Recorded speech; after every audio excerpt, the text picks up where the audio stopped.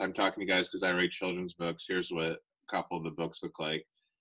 And what I'll do with you guys is I'm going to share my screen, and I'll just talk a little bit about some of the books I've written and share a few pages with you. And I'll probably ask you some questions as we do that. And then when we're done, you guys can ask me some questions if you want to.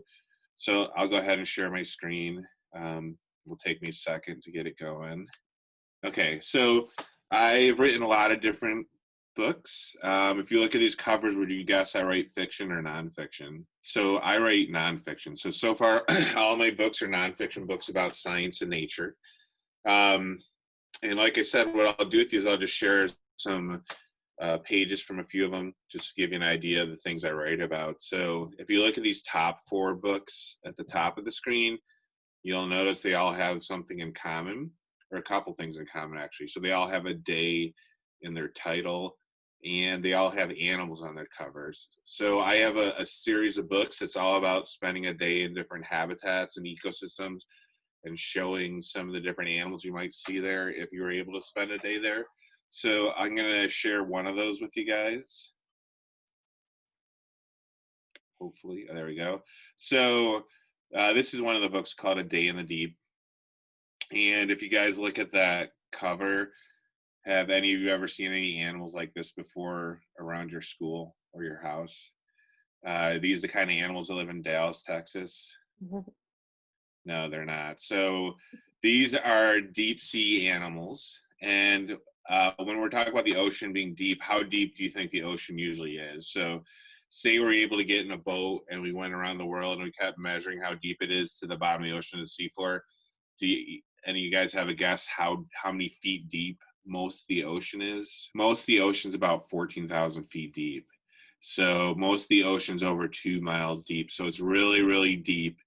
And the deeper you go down in the ocean, a lot of things change. One of the things that changes is it gets a lot darker. Like when sunlight travels through water, the water blocks some of the sunlight. So the more water that sunlight has to travel through, the darker it's going to get, the more of it gets blocked. When you go down a few thousand feet down, it gets pitch black. There's no sunlight at all. So in order for animals to live there, they have to be a lot different from the type of animals we're used to.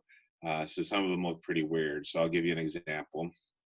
5,000 feet below sea level, a fish who wants to ensure that prey soon will approach her uses a light on her head as a lure. The anglerfish does not hunt alone. Others are along for the ride. Bacteria that light her fishing lure, and the males attached to her side. So this is an anglerfish. If you were actually in the deep sea, like, you would not see the fish's body.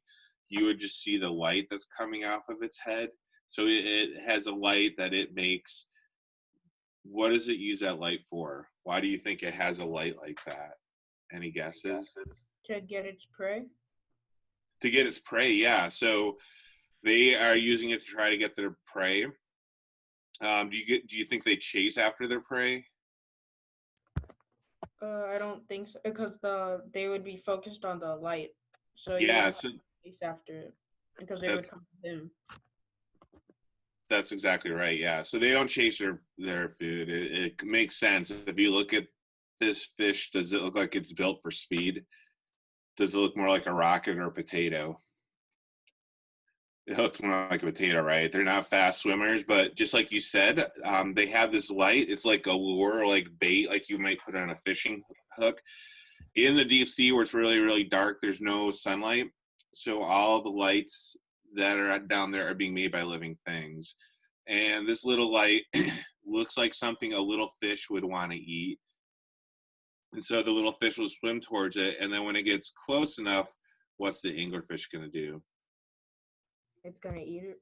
Yeah, it's going to grab it with its big mouth and sharp teeth and eat it. So they're what's called an ambush hunter. They don't chase after their prey. They wait in hiding for the prey to get closer to them. And then when it does, they surprise it. And they just hide by being in the dark water. So here's another question. Does anybody know what these two little fish are right here? These little ones are males. These are boy anglerfish.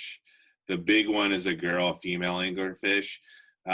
This is as big as the males get, these two little guys right there. And the reason they're holding on to her like that. So in the deep sea, because it's so dark, it's hard to find food. It's also hard to find a boyfriend or a girlfriend if you're a deep sea animal, because it's so dark, it's hard to see things. So what anglerfish do to get around that is when the boys are born, they immediately start swimming around trying to find a female. And that's all they do for the first couple weeks of their life. And then if they find one, they will grab a hold of her. They'll actually bite into her stomach. And then that's where they stay for the rest of their lives. So their mouth actually goes into her stomach. So when she eats, the food that she eats goes into them some. And they just live off her like a parasite. She drags them around wherever they go. They will actually over time lose their fins and parts of their body. Like they just kind of melt away. And they're just like a lump on the side of her that's there to help with the eggs once she's ready to lay her eggs. So it's definitely one of the weirder things about animals that live in the deep sea. So I have written other books besides the ones in the series. This is actually my newest book. It's called Into the Crater of Doom, Science and Discovery on the Chicxulub Impact Crater Expedition. So I just read this is the first page. One day long ago, the world was changed forever. An asteroid bigger than our biggest mountain crashed into the earth. It triggered dinosaurs' destruction and mass extinction. So when I was a kid, we didn't know what caused the dinosaurs to go extinct. Like they couldn't find enough clues or evidence to figure out what had happened. So some people had guesses of what might have happened. One of the things I actually remember hearing when I was a kid, and I'm not making this up, is one of the reasons that some people thought dinosaurs went extinct is because they were too dumb. Because they had brains the size of walnuts, some of them, that they obviously, the people said, well, they must not have been that smart, and they started doing stupid things like, I guess, driving while texting or something, and then they all went extinct. That's that is not what actually happened, obviously. Since I was a kid, we found lots of evidence for what caused the dinosaurs to go extinct. Do you guys know what we now know? A meteor. Yeah, a big meteorite. So a big rock from outer space, most likely an asteroid, crashed into the Earth. And was so big and was traveling so fast, it set off explosions and created all these natural disasters that affected species around the world. So not just dinosaurs, but a lot of other things went extinct too. One of the ways we're pretty sure this happened is when an asteroid or a meteorite hits the ground, it all leaves a hole in the ground called a crater. And they found the crater in 1990. It's like about 120 miles wide. You would think that'd be easy to find, but the reason it took so long is it was buried under the ground, because this happened 66 million years ago. So it was buried under dirt and fossils and all sorts of different things. But they did find it buried under the ground. And then in 2016, 4 years ago, they actually went to study this crater. Like they couldn't go down into it because it was buried, so they had to drill into it. And the way they drilled into it was with this weird looking boat. What do you guys notice that's weird about this boat? It's not in the water. Yeah, it's not actually in the water. So you can see the bottom of it is actually up in the air. So this is a type of boat called a lift boat, and it can have the bottom of the boat right in the water and sail around like a normal boat. But it has these poles. And so when it's sailing, all these poles are really high up, are all up in the air. But when it gets to a place it's going to stay for a while, the poles go down to the seafloor, and the bottom of them are these big metal pads like feet. They actually stand on the seafloor, and they lift the boat up in the air. And the reason they do that is so they're not in the wave, so the boat's not getting rocked back and forth all the time. And then you'll see there's like a thinner brown pipe going down on the side of it. That is the drill. So once they got there, they made a drill. They just kept putting pipes together one after another to it, and the bottom of it was a big, huge drill that could go into the ground and then keep rocks. There's a hole in the middle of the drill. So as they're going down, they keep the rocks in the middle all in one piece. and they drilled down over 4,000 feet deep into the crater and studied those rocks to learn more about what happened. And one of the reasons I wrote this book is I actually took that photo. So I was lucky enough I got to be on this for a little bit while they were doing the research, and got to see what they're doing and talk to the scientists and learn a lot about what they were actually doing. And then I wrote a book about it. So we've learned a lot about what probably happened. Here's just a couple examples. So the impact. So when the asteroid hit, it hit with such force that rocks miles deep in the ground splashed like water. So one of the clues for that is they found rock that should have been like that originally was 20 miles deep in the ground, only a few thousand feet down. So when the asteroid hit, it shook out the rocks, and they vibrated so much they broke into little bits, and then they moved kind of like if you've ever jumped into a pool and done a cannonball, how the water splashes out. They actually made the rocks move like that, even though they weren't liquid, but they still moved like a big splash. And so some of the rocks that were like 20 miles deep were actually brought up near the surface, and they found that when they drilled in. The impact shook the earth, setting off massive earthquakes. So this asteroid from outer space, they're pretty sure it was about 7.5 miles wide. So that's bigger than Mount Everest. And it was traveling probably around 40,000 miles per hour when it hit the ground. And so this huge rock hits the earth, and it actually shook the entire earth. So there were earthquakes all around the planet. And the impact likely caused volcanic eruptions around the world. So in shaking the whole earth, volcanoes, a lot of volcanoes have gas inside the lava. So when you shake all these volcanoes, what happened is kind of like if you ever shake a can of soda. If you shake a can of soda and then you open it up, what does the soda do? Studs come out like little bubbles. Yeah, it all of a sudden sprays out, and all these bubbles come out. So the same thing, all the gas in the volcano would turn into these bubbles, and they put so much pressure on the top that they blew the top off and created eruptions. And the impact ejected 12.5 trillion tons of rock into the atmosphere. So all these rocks went up into the sky. Some of them even went up into the stratosphere, like almost into space. And then when they fell back down, the same thing happened to the rock that happens like if you ever watch like a space shuttle come back from space into the atmosphere, or if you watch a movie with Superman, when Superman comes back into space, into the atmosphere from space, what happens to them when these things from space come into the air? So they will actually heat up. They look like they catch on fire almost. So what's happening is when things from space come in the atmosphere is filled with stuff like these little air molecules. If you wave your hands at your face, you can feel them hit you in the face.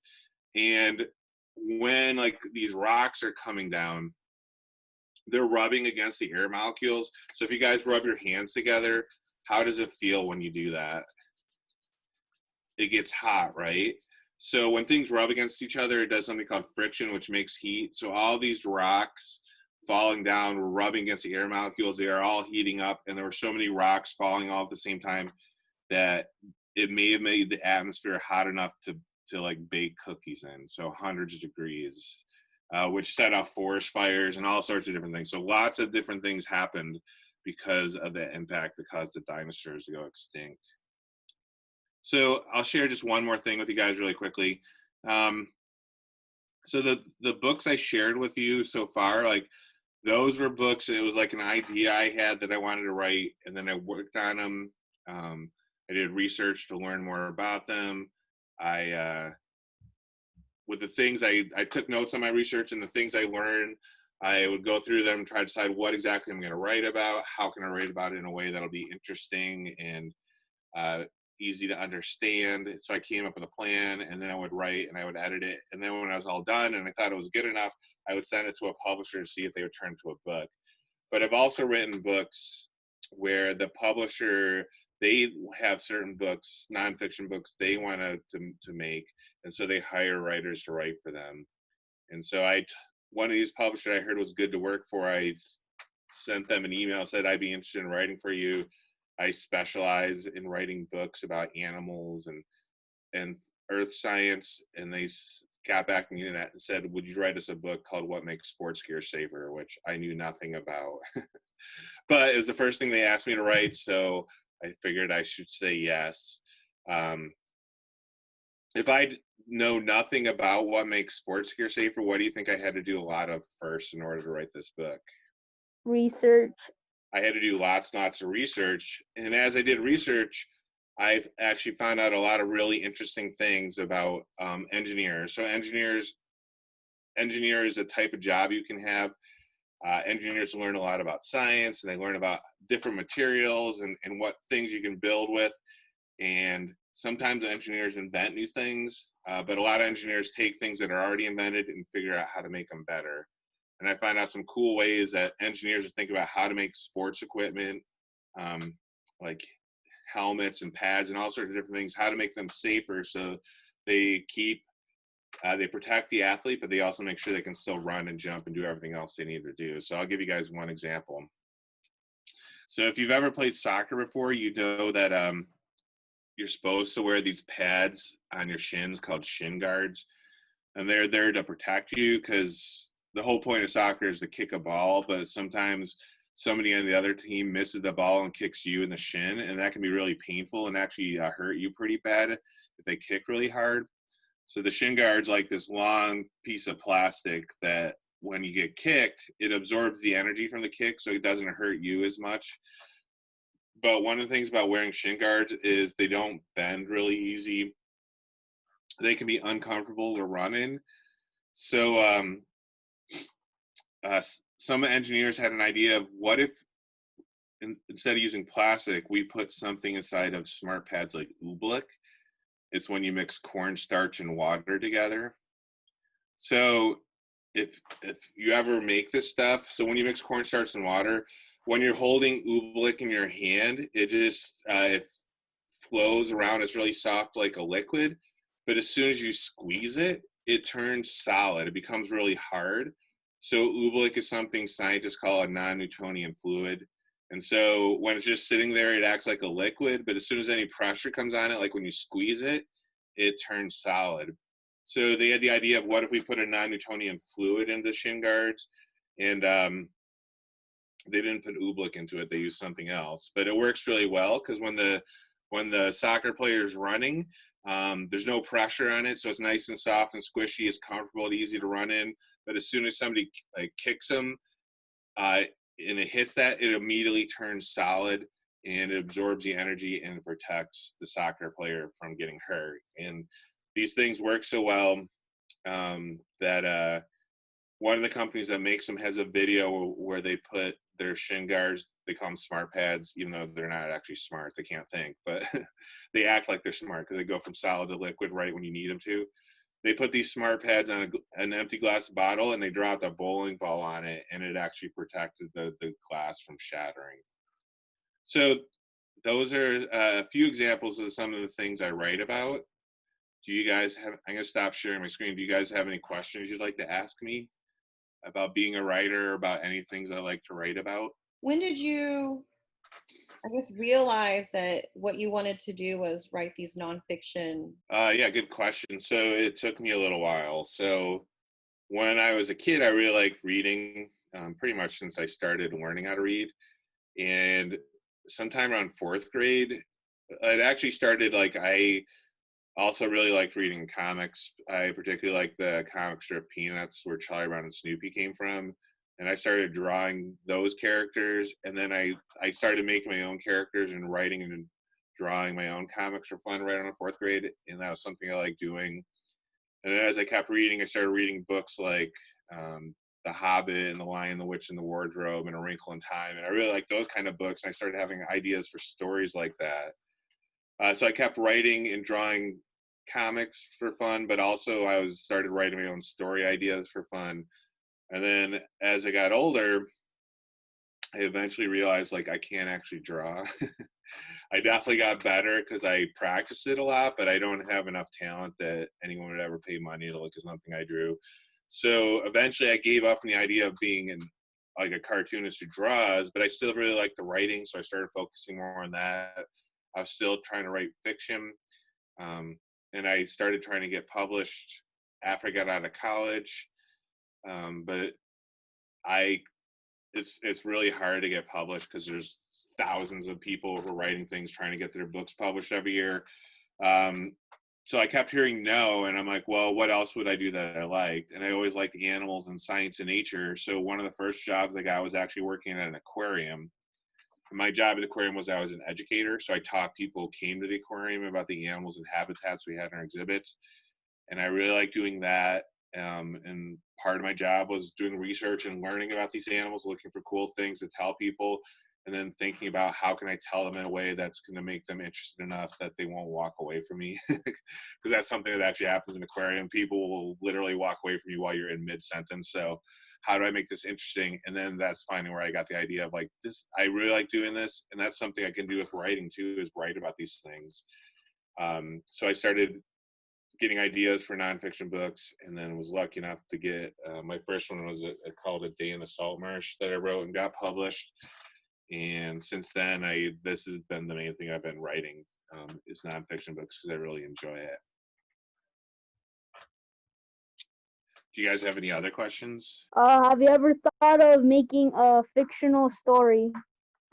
I have, yeah. That's initially that's what I was thinking about, and some of the first things I tried to get published were basically fiction, though I was writing more for adults. Since I started writing nonfiction books and getting published, I still have had a couple of fiction ideas, like for fiction picture books, and I've written 3 of them, and I've tried to get them published. It's actually a lot harder to get fiction published than nonfiction because there's way more people writing fiction than nonfiction. But I still like them. Like I wrote them to be funny and they make me laugh. And I actually have gotten good responses from some of the publishers I've sent it to where they were interested, and they're like, we'll get back to you. Like, we're definitely interested. We'll get back to you. Like normally if they're not interested, you don't even hear from them half the time. So I'm pretty sure they were telling the truth. So that gives me hope that someday I might be able to get published, but so far nobody said yes. So maybe I'll have a fiction book out someday, but it hasn't happened yet. Any other questions? I wish you luck for getting your fiction book posted. Oh, thank you. Yeah, I appreciate that. Yeah, that's a lot about trying to get a writer who gets published is there is definitely luck, because sometimes you send it to somebody there and they're like, I don't like it. But if somebody else who worked there had read it, they might have said, yes, let's turn it into a book. But a lot of it too is like you just keep trying even though they say no. You have to be persistent is the word. So that means you just keep trying and trying.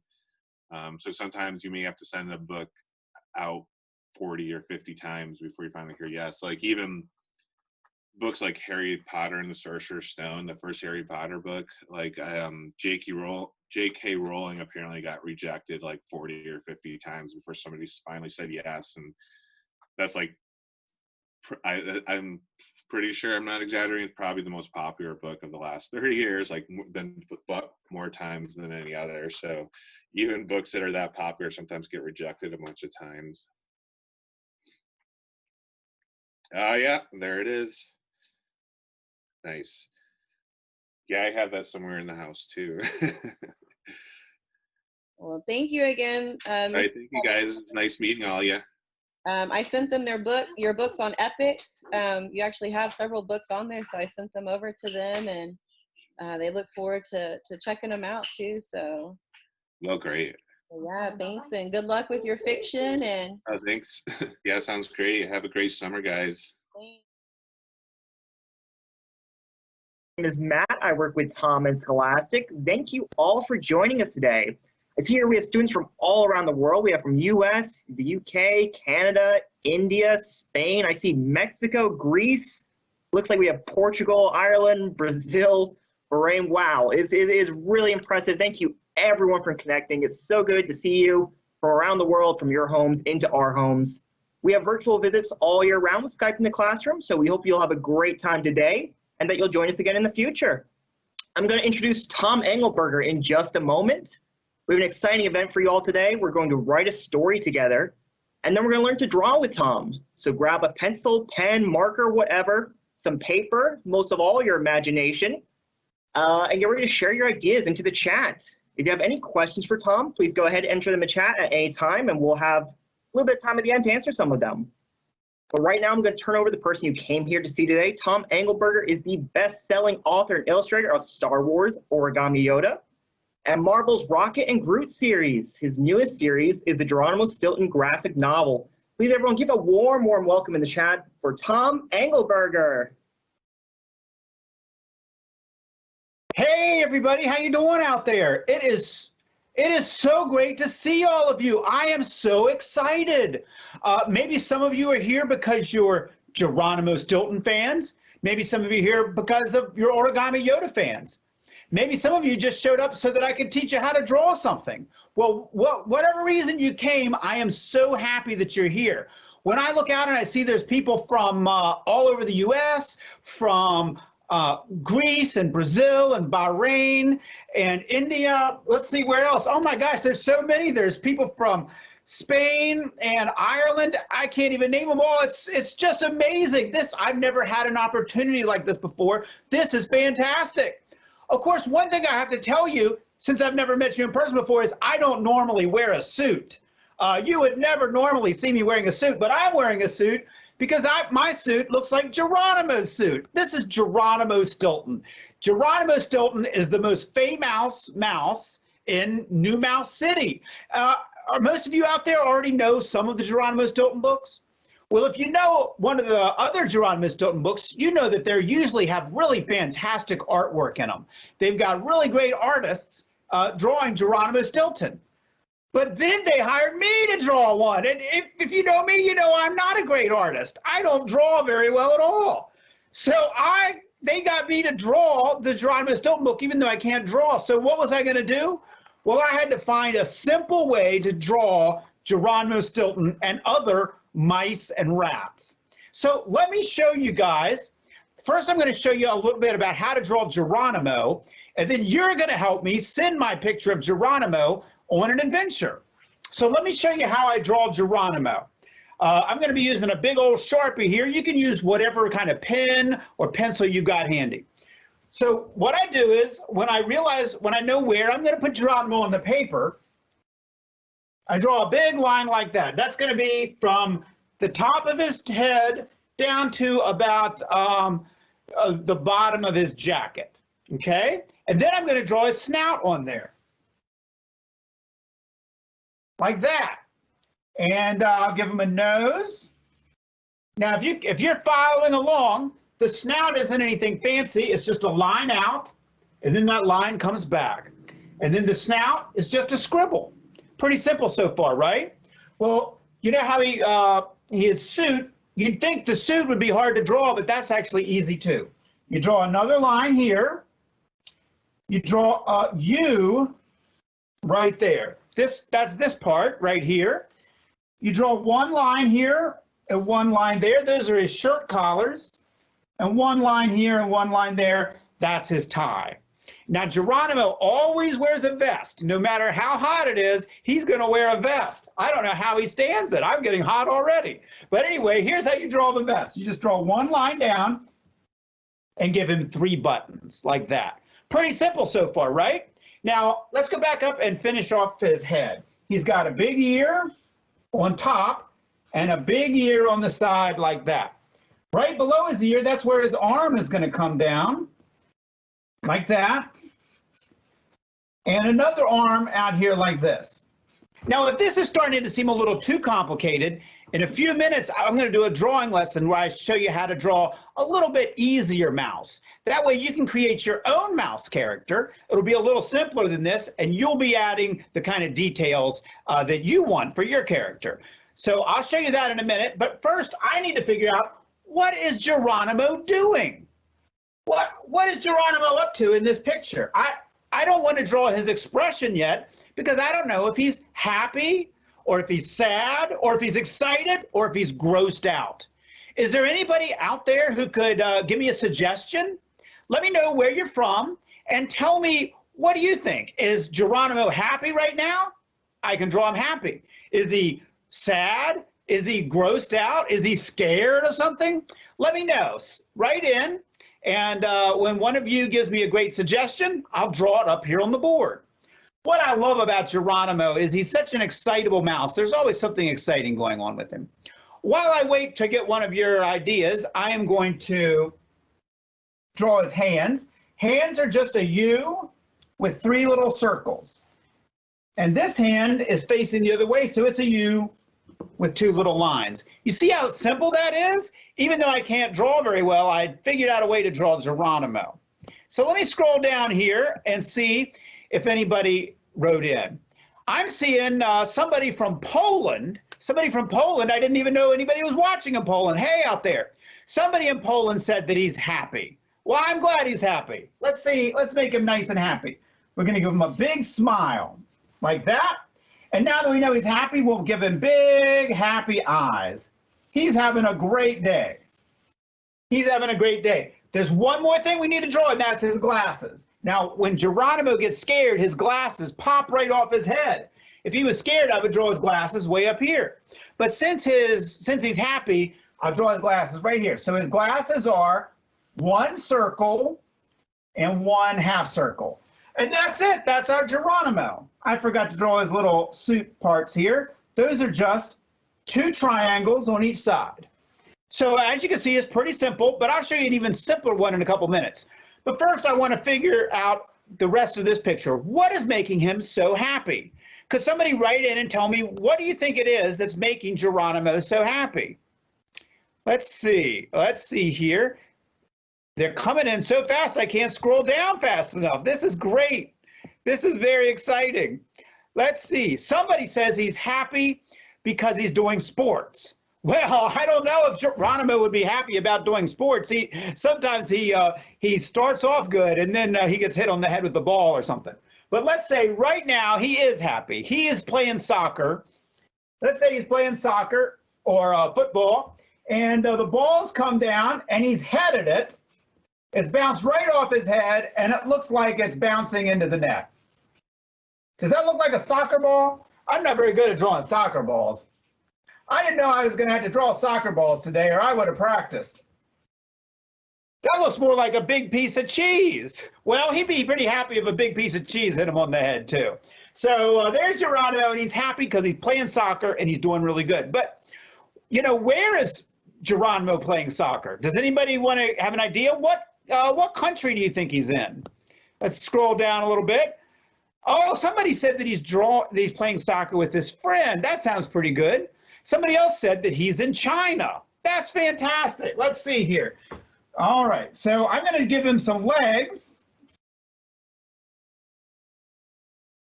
There's some legs, and there's his tail. Let's see, if he's in China, what do you think he's doing in China? Do you think he is about to climb one of those mountains they've got in China? They have the most beautiful mountains in China. Did you know that I live in the mountains here in Virginia? But our mountains are only like this tall. China has really tall mountains. So let's say he's going to climb up one of these mountains back here. So we'll give him a whole bunch of mountains to climb. First, he's going to play some soccer, and then he's going to go climb some mountains. That's looking pretty good. I think we came up with a pretty good picture here. But I bet you could come up with an even better picture. So a lot of you had great ideas. I saw some great stuff come in. Like somebody wanted to draw him eating ice cream, and another person thought maybe he got promoted at his job or was hanging out with his friend. Whoops. Oops, there we go. All right. So what I'm going to do is I'm going to teach you how to draw a really simple mouse. And this will be your own mouse. You can draw it like Geronimo, or you can draw it like any kind of mouse. It's all up to you.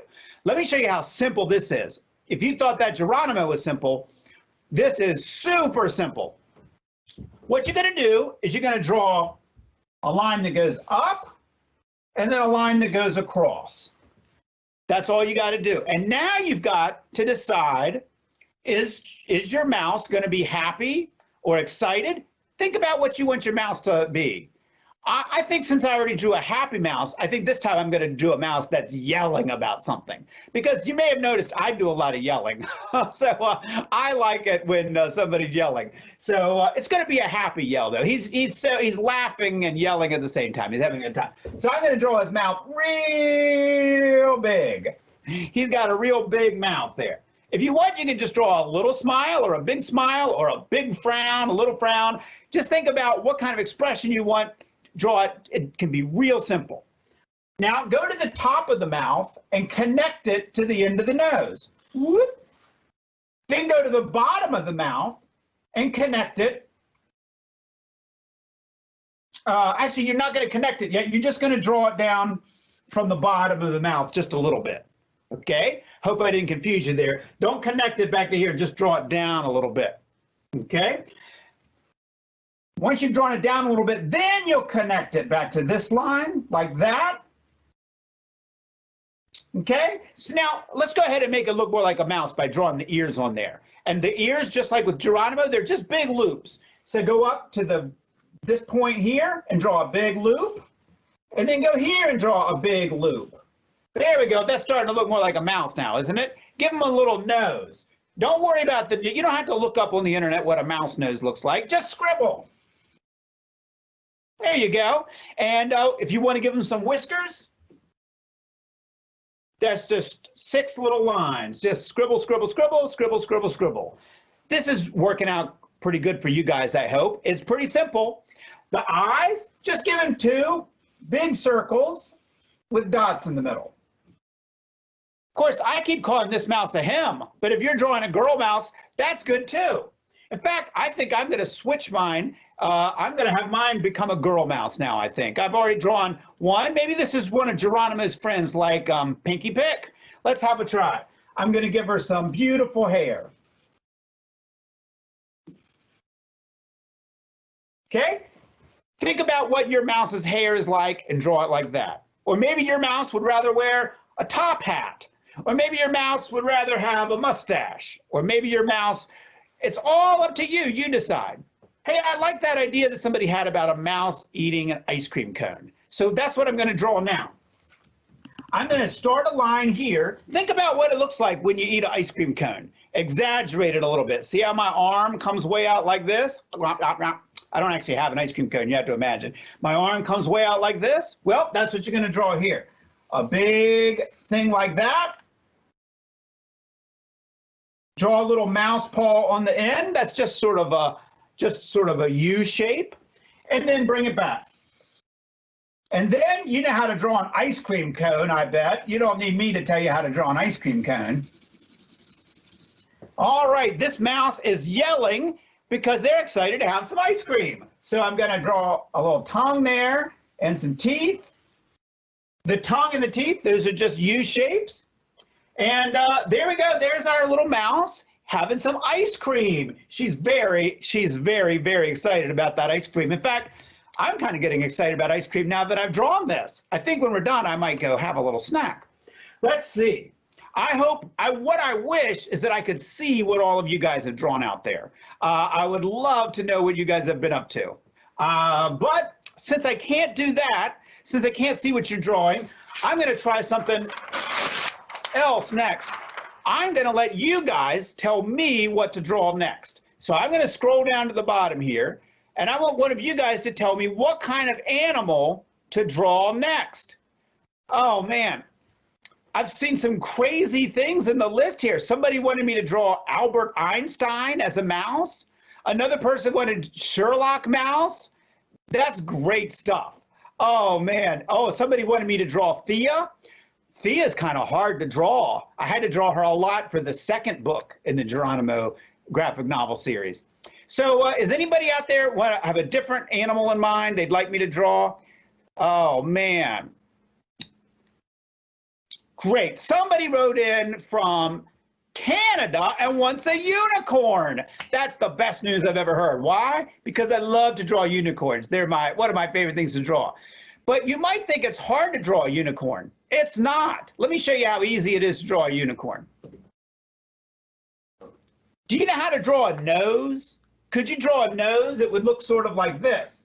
It would start up here and it would come down and it would go out that way. And then it would come back and there would be a nostril. You know how to draw a nose, right? Just comes down, it gets kind of big out there, and then it comes back and has a nostril. Well, if you draw that and then turn your paper upside down, you'll be almost finished with your unicorn. Let me show you. I'm gonna just draw an upside down nose here, but you guys can just turn your paper upside down. So there's an upside down nose. Are you ready to turn it into a unicorn? Watch how easy it is. We draw a bump there, that's his lip. We draw another bump there, that's his nose. We come back this way, we go up. We just came back and up, and now we draw one ear. We leave a little dip there and draw another ear. And then come down. That's his back. He's got a little bit of a back, and then he's got a big behind. You know, unicorns have a big behind, right? I don't want to offend anybody, but it's true if you ever look at one. And on the end of his behind there, he's got a tail. Down here, he's got 4 legs. Now, to draw a perfect horse legs is really difficult, so I'm not going to do that. I'm just going to draw 4 little rectangles to be his legs, and I'll scribble at the bottom of each one to make a hoof. Okay, now let's go back up here. What do you think this big thing here is? That's his tongue. He's hungry, he wants some hay. To draw 2 circles for his nose, and then come back and draw a big circle for one eye, and as much of another circle as you can fit for the other eye, and then scribble in there like that. Draw some lines here for the mane, and draw a big line here. That's the horn. Ladies and gentlemen, there you go. That's a unicorn. Now, it's not a perfect unicorn. It's not as good as a lot of people could draw, but that's not what I'm all about. What I'm all about is having fun and coming up with stories and using my drawings to tell stories. So someone wrote in a question, and they said, hey, it's actually, the question's from Donna in Tennessee. Donna's not that far from me because I live in Virginia. Hi, Donna. Donna asked me where I get ideas for my stories and characters. Well, say you start out with a character like this unicorn. Ask yourself, what happens next? He's just standing there. What happens next? Well, we noticed that he was looking kind of hungry. Maybe he's going to go somewhere to look for hay. So we'll draw him, he's moving off to look for hay, but he doesn't find hay, he finds something else. What do you think he finds? Whatever it is that you think of that he finds instead of hay, that's your story. Maybe he finds a car and goes for a drive. That's your story. Maybe he finds the ocean and goes for a swim. That's your story. Maybe he finds, what else could he find? I run out of ideas, but I know you guys still have plenty of ideas. So that's how you write a story. You just keep asking yourself, what happens next? And when that happens, you ask yourself, well, what happens next? And what happens next? That's how you tell a story. I've written over 30 books, and I never get tired of asking myself the question, what happens next? And lots of times when I do, I get an idea for a new book. Well, guys, I've had a lot of fun drawing with you and talking to you about telling stories, but there's one other thing I wanted to show you today. I wanted to show you how to fold an origami Yoda. You guys know that origami Yoda is the star of my book, The Strange Case of Origami Yoda. So let me show you how to fold origami Yoda. Grab a piece of paper. Now, I happen to have a piece of green paper.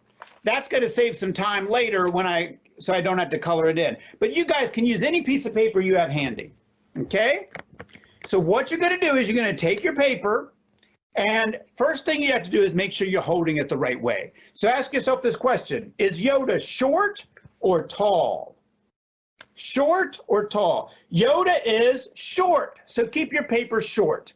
Now you're going to take one side of that paper and you're going to fold it over like this. Okay, can everybody see that? I'm going to hold it real close. I took one side of the paper and I folded it over like that. And then I'm going to crease it down the side like this. Whoop. Now, I can't hear you guys out there, but I hope you made the sound effect because it really helps. Whoop. All right. I'm just going to take you at your word. I hope you really did the sound effect. Now you're going to do the other side. You're going to fold it over the same way, just like this. And then you're going to crease it down the side. Whoop. So there you go. You've got a tall rectangle now. It's just like you folded up a letter to put in an envelope. That's all it takes. And believe it or not, we're over halfway done. Are we halfway done? Well, we're getting close. You're going to take this little corner that's up here, and that's going to become Yoda's ear. You know Yoda's famous for having big ears, right?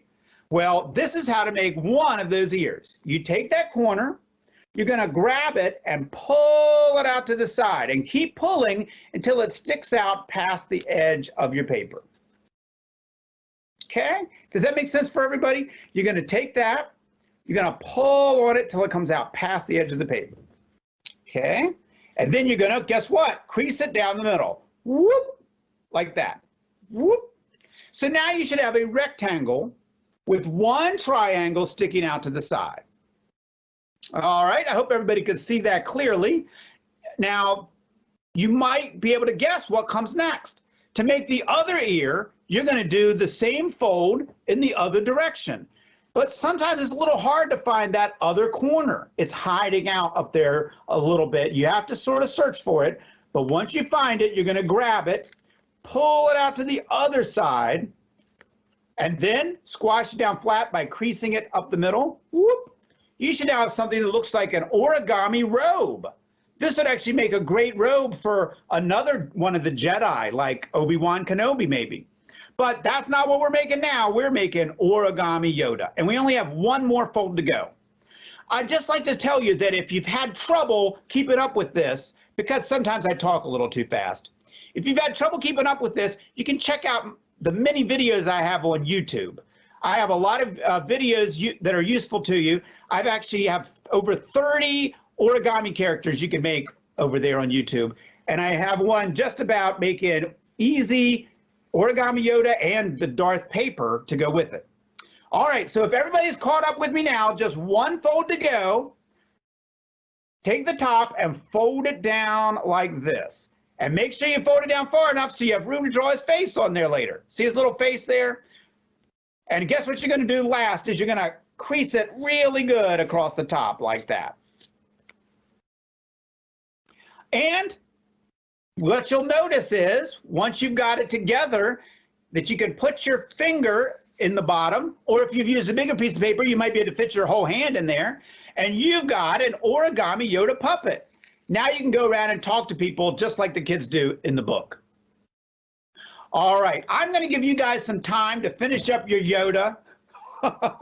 I've been able to see one person's Yoda, and it's fantastic. I hope I get to see some more of your Yodas.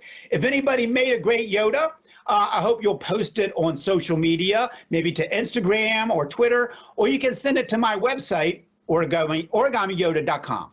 So while you guys are finishing up drawing the picture on there, I'd love to take a moment and get to talk to some of you and answer some questions. So while you're doing that, I'm going to look at my computer here, see if I see any questions coming in. And I hope I can figure it out. They told me how to do it, but I don't always get things right. Let's see if I've got it. No, I've ruined everything. Here we go. So somebody wrote in, have I ever experienced writer's block? Oh, yes. I've run into some big blocks. For one of my novels, Fake Mustache, I got such a block I had to put it away for a year. I just put that book away for 1 year, and a year later I got it back out, and I thought, oh, that wasn't so difficult, and I fixed the problem. So one idea when you get writer's block is to put that story away and start a different story. Another idea is to stop trying to type and try drawing your story. Lots of times I draw a picture. When I did the Rocket and Groot books, I drew pictures of what I wanted to see Rocket and Groot doing, and then I wrote the story to get to those pictures. So that's one way you can do it. Another person wrote in and they say, what or who inspired me to become a graphic novelist? Well, when I was a kid, Star Wars had just come out. And so I was very excited about Star Wars. And then these crazy cartoon books started coming out. I think I have one of them here. Let's see here. These crazy cartoon books came out this one was called Spaced Out Jokes. And these were created by a cartoonist named Will Eisner. He's really famous in the comic book industry because he wrote a lot of stories for adults. But what a lot of people don't know is that he wrote stories for little kids. And these are just goofy stories. And when I read these, I was in the 4th grade. I thought they were the funniest things I'd ever seen in my life. They're just silly Star Wars types gags. So this inspired me to start drawing my own space creatures. And then I started drawing my own comic strips and then my own comic books. And it just kept on going. It took a long time. This is almost, I'd hate to tell you how old I am, but it's many years later that my first graphic novel is finally coming out. So it took me a long time, but it was definitely worth it because now I get to write Geronimo Stilton. Let me see some of these other questions. Somebody asked, can I do an impression of Yoda? All right, let's see. Where did I put my Yoda? Did I lose Yoda? I lost Yoda. Here's Yoda. I'm going to have him do an impression. Let's see. Classroom Skype, you must enjoy. Is that how it works, Yoda? Oh man, I don't do a very good Yoda impression. That's why when I visit schools, I like to have a kid come up and do the Yoda impression for me. Somebody in Brazil asked, have I ever written books in other languages?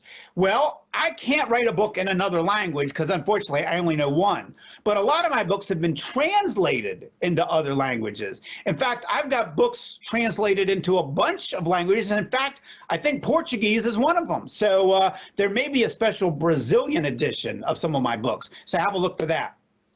Someone else asked, when is my next book coming out? So the Geronimo Stilton first graphic novel just came out about a month ago.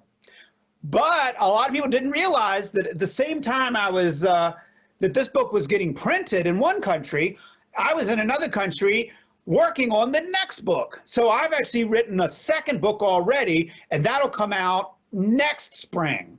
And then I think there might be more after that, but I'm not sure if we're allowed to say that yet. So I'm going to have a lot more Geronimo Stilton books.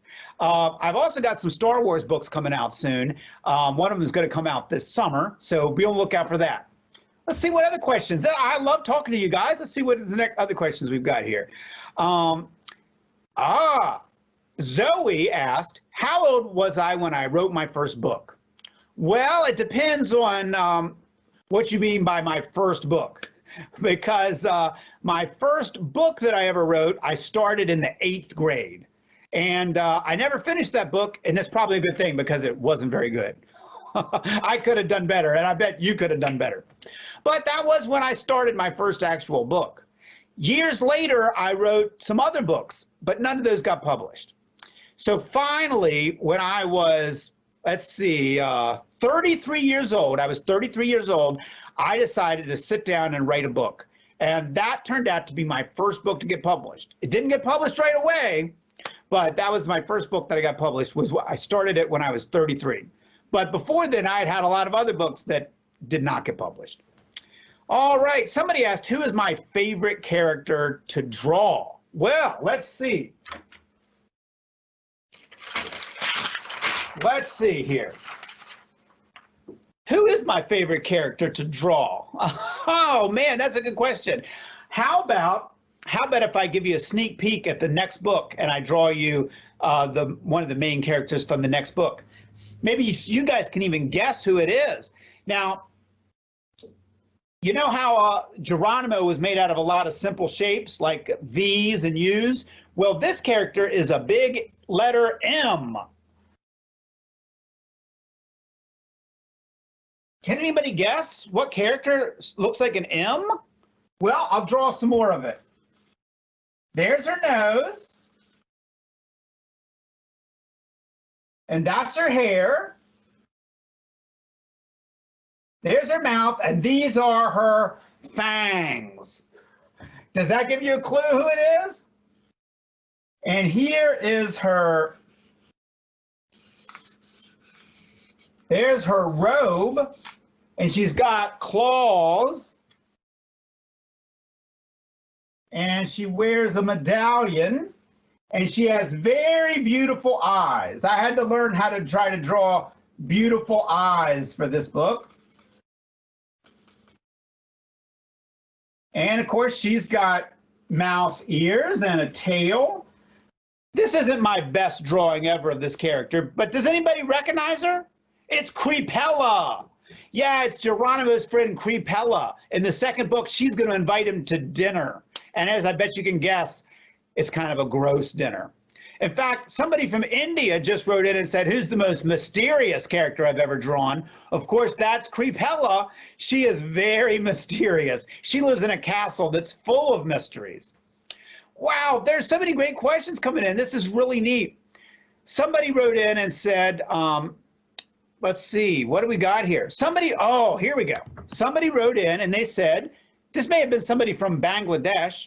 They wrote in and they asked, if they want to become a novelist when they grow up, what kind of tips can I give you?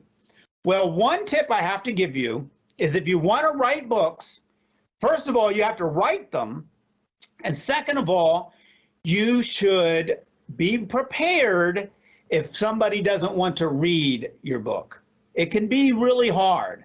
The first books that I wrote, like I mentioned earlier, nobody wanted to read them. And I wanted to give up. In fact, I did give up, and then I started again, and then I gave up, and then I started again. And then I was this close to giving up again. I was so close to giving up, and it might have been for the last time. I have been trying, and a lot of my books have been rejected, and it really hurts your feelings when somebody doesn't want to read your book, or you send it to an editor, and the editor says, no, we can't publish that book. But if you keep on trying, someday what happened to me might happen to you. And what happened to me was just when I was about to give up, I got an email from an agent. And she said, I like your book, and I think I could probably find a place that would publish it. And she did. And I'm still working with her all these years later. She's really wonderful. And that email from her, that changed everything. I was so close to giving up, and I'm so glad I didn't. So another person wrote in and said, what's my favorite book? Well, my favorite book is called Lizard Music.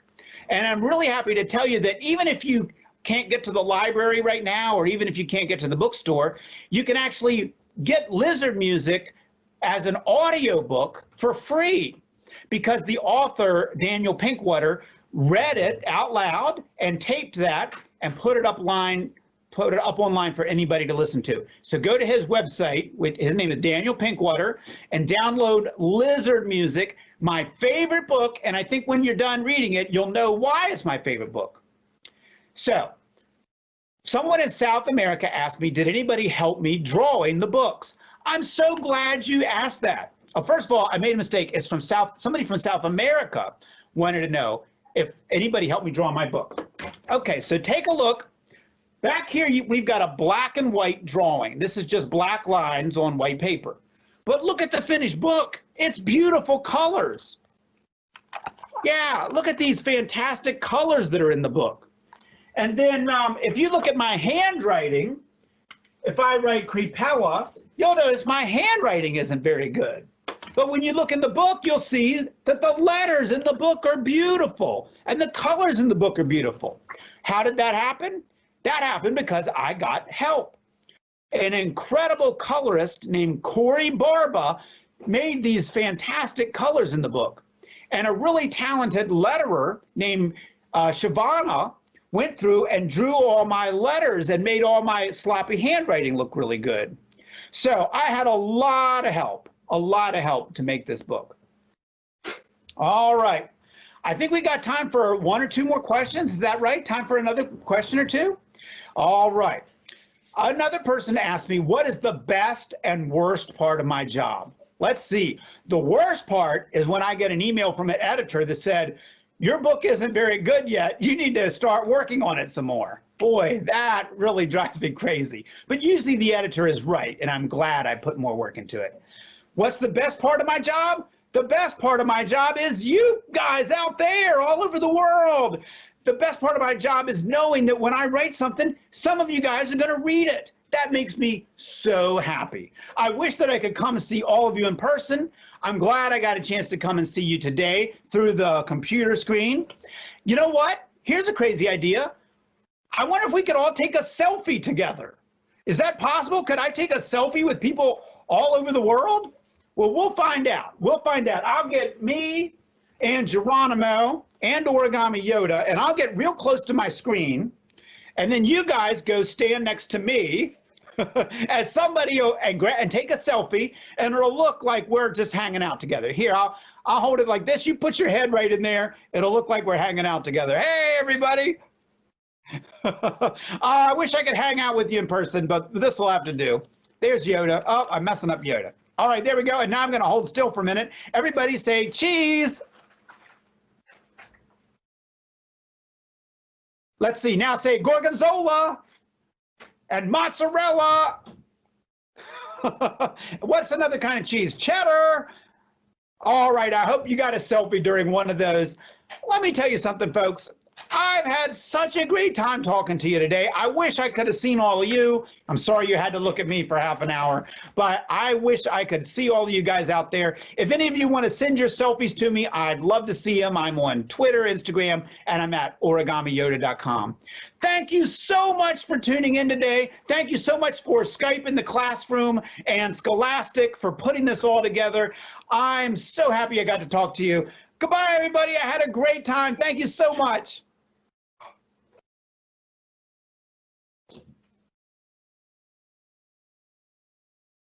Goodbye, everybody.